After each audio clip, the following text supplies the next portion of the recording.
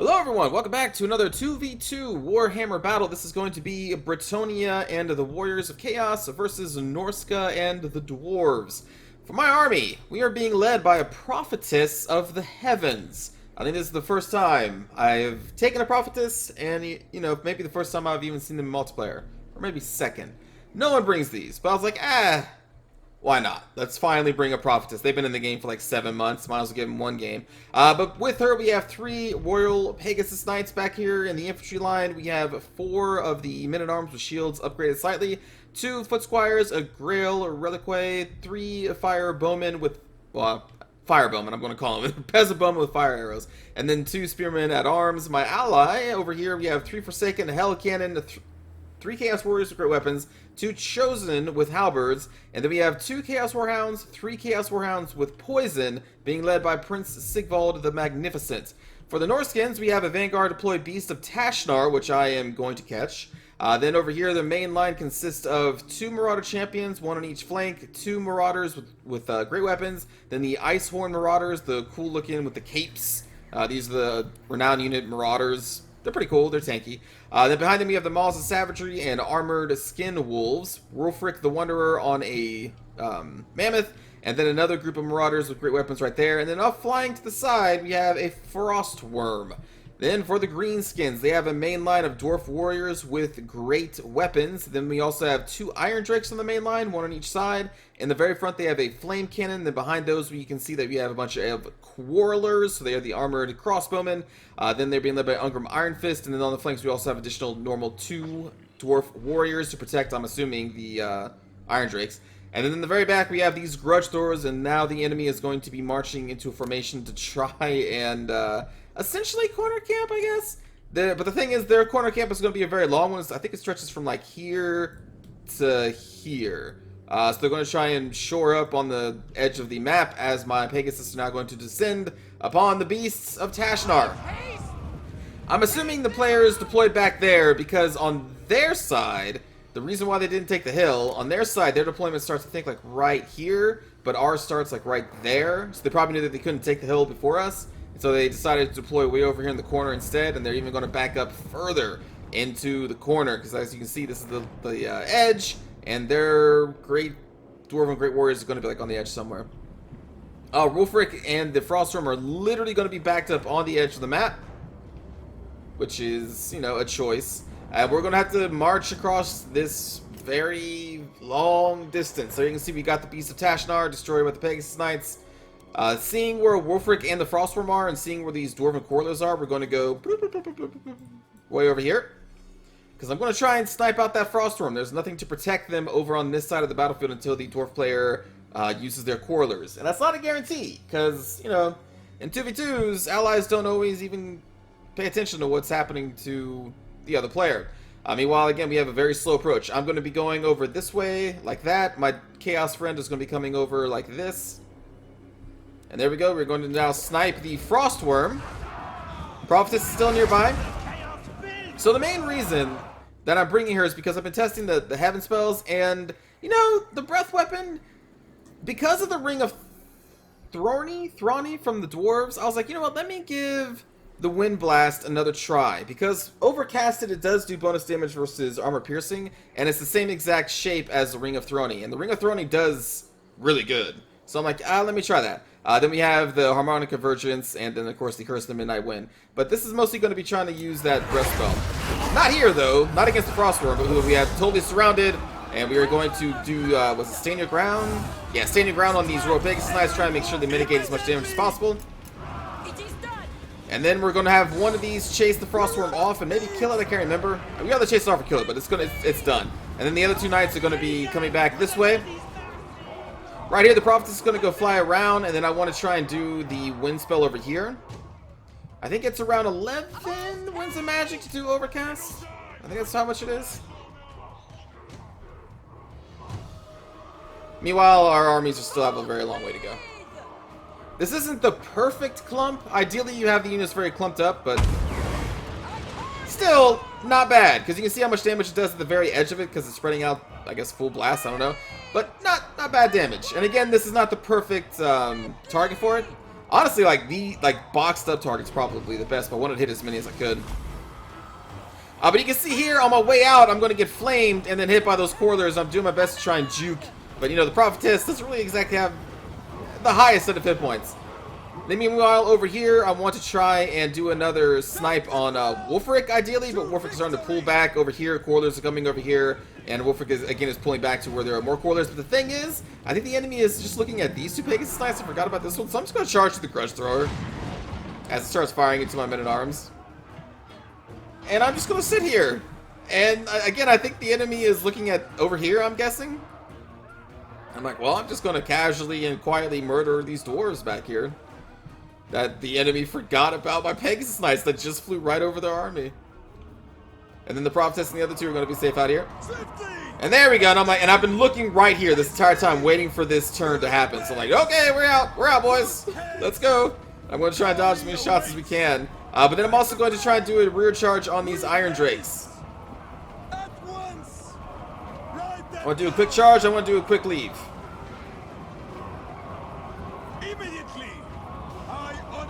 Just to say hello.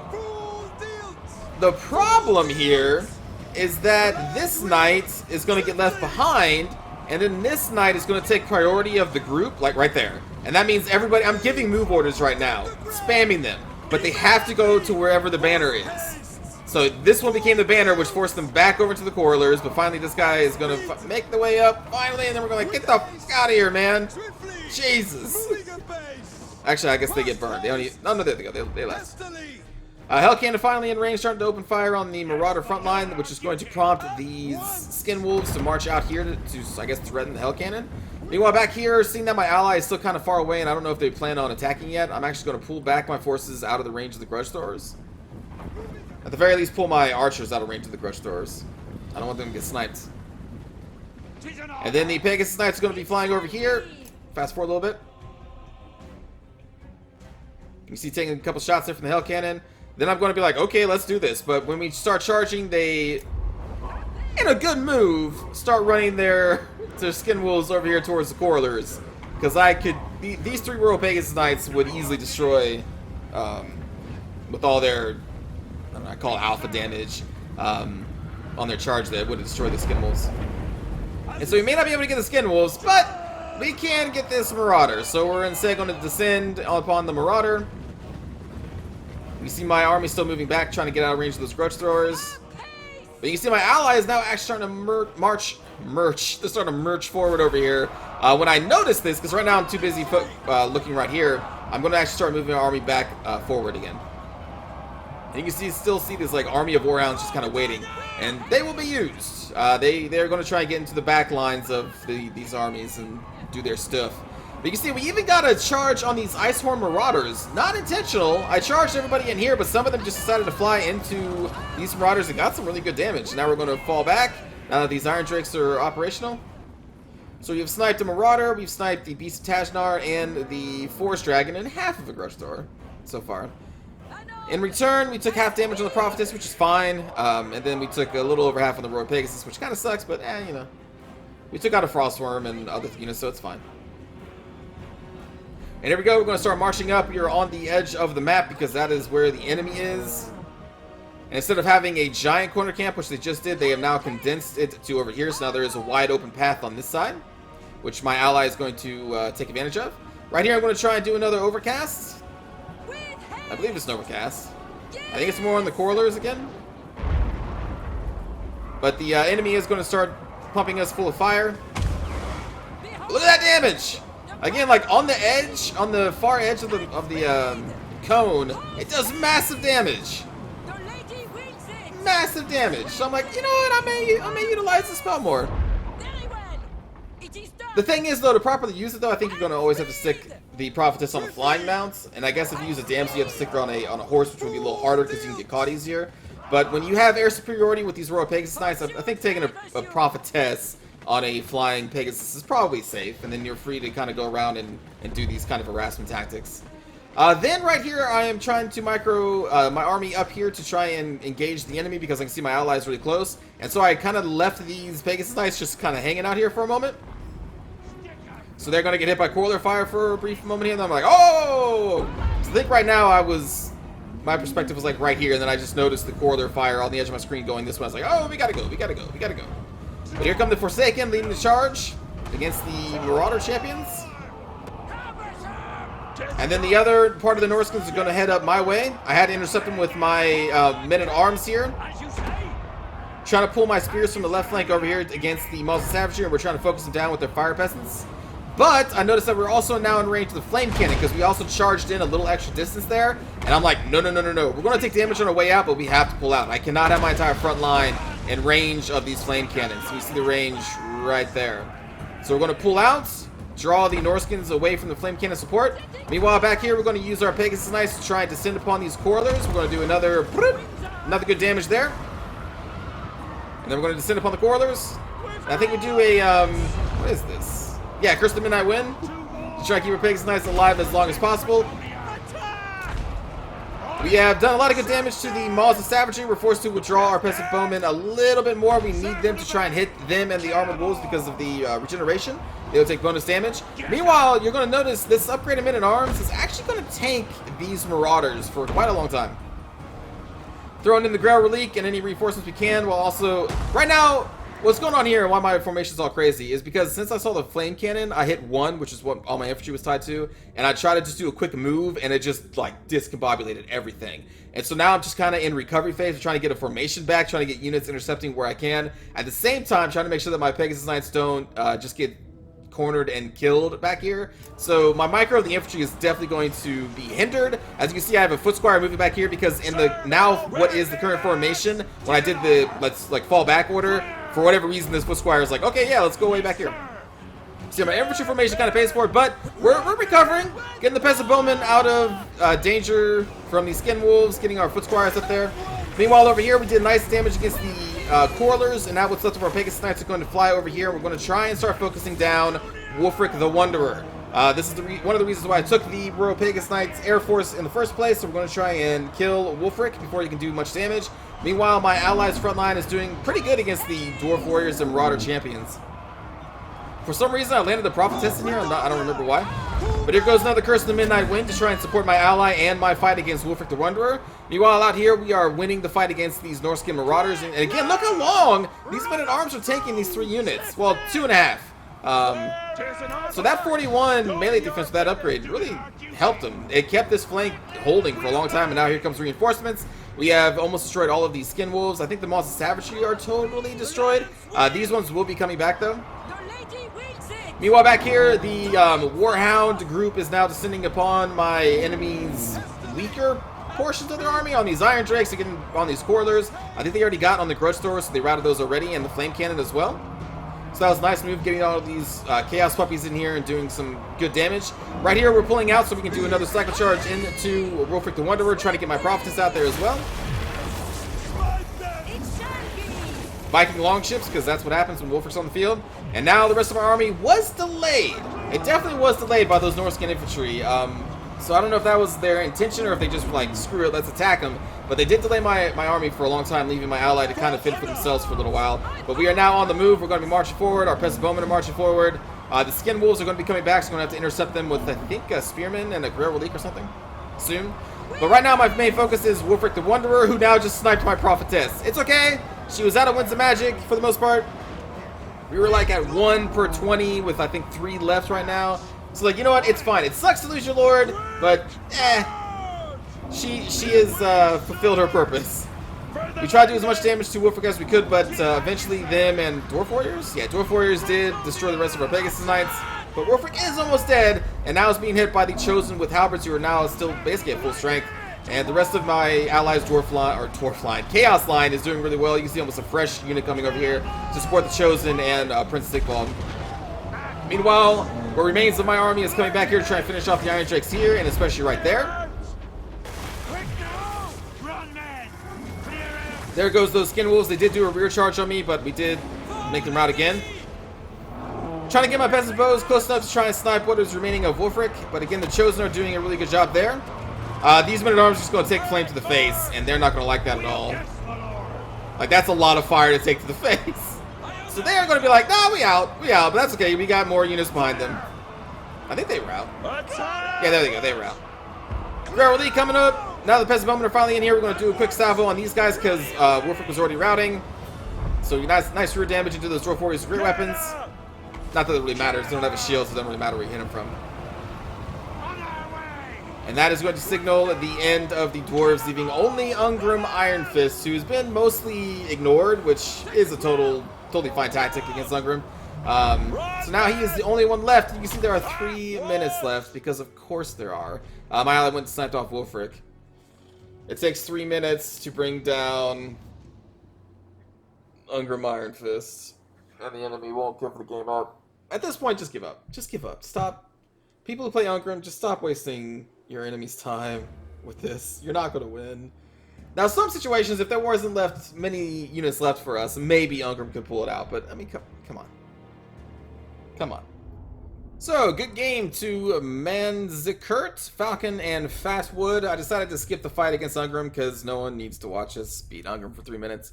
For my army here, the upgraded men-at-arms, at least one of them held pretty well. I was pretty happy with them. Foot squires are pretty good. The peasant bowmen did nice and focus fire, and then of course the Royal Pegasus Knights did a lot of damage, along with the Prophetess. I may bring them more, as long as you can have a nice air force. You put a lot of money in them. I think the Prophetess on the Pegasi is a potentially okay choice. Probably shouldn't pick her. Just but if you want to get crazy, like, oh, I want to do something no one's ever going to expect, then sure, pick a Prophetess, I guess. Then for my ally here, we have a lot of kills on their infantry. Over 100 kills on these Chaos Warriors is really good. The Chosen did really well. The Chaos Puppy line did really well at trying to snipe their back line, and then the Hell Cannon got 75 kills, which is great. Prince Sigvald, you didn't see it, but he was basically soloing Ungrim there at the very end, so that was very nice on them. The Dwarf front line did not fare as well because they were up against some really heavy hitters of the Chaos line, which Chaos Warriors with great weapons usually will kill almost any Dwarf warrior. They're just really good. They're a great counter to the Dwarf army. Iron Drakes did a lot of good damage, so nice seeing those on the battlefield. The Flame Cannon you never see, and it did some damage before I pulled out, and then it got sniped by the Chaos Puppies. Then the Grudge Throwers, at least one did a lot of good damage, so I'm not sure what the other one was firing at. And then the Corlers also did a lot of good damage on my Pegasus Knights and the Prophetess. So again, good game to the, the Norskin. 89 kills on Wulfric, 116 kills on some Marauder Great Weapon, which is really, really good. Marauder Champions held the line for a very long time. The Malsa Savagery did a lot of good damage against my army, and then the Frostworm, well, it was in the air and against a very superior force of Bretonnians. So let's go watch a cinematic view, everybody.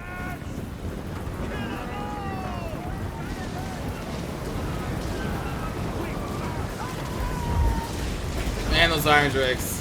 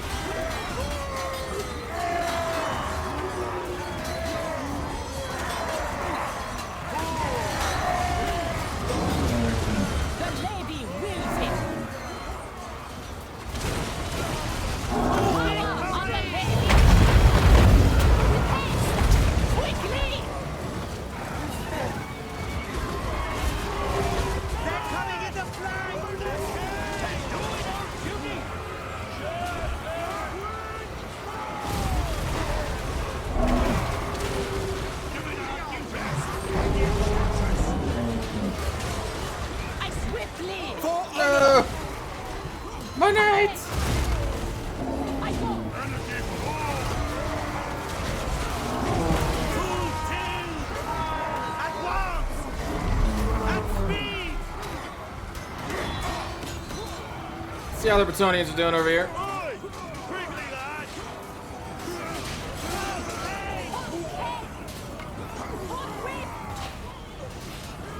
Whooping ass, like they should. No, they really shouldn't.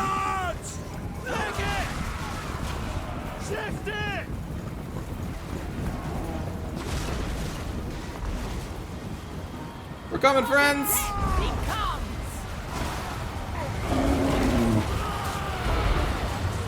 Oh no, I think this is when the Prophetess dies. Run! Swiftly! Run, Prophetess! No!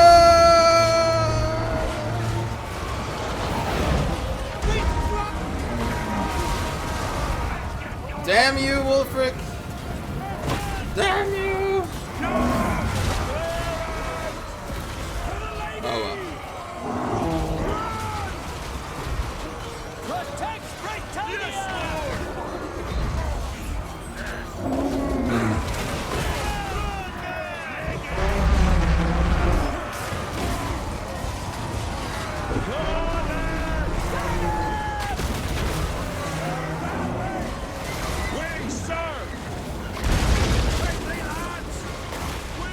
You want to see some Bretonians get roasted?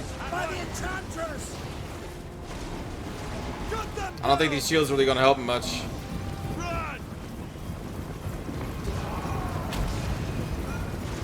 And yep.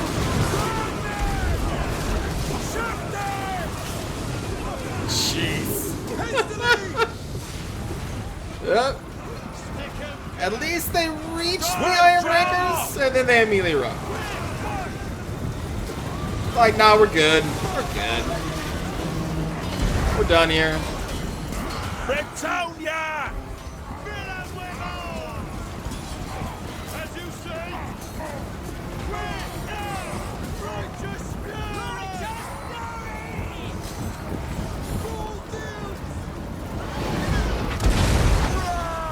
Oh, friendly fire there, I think.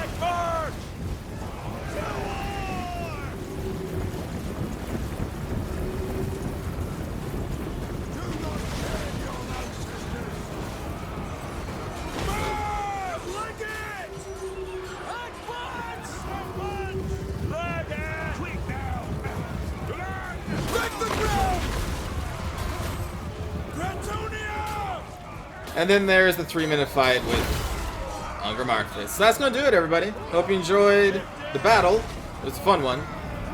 I will see you all next time. Take care.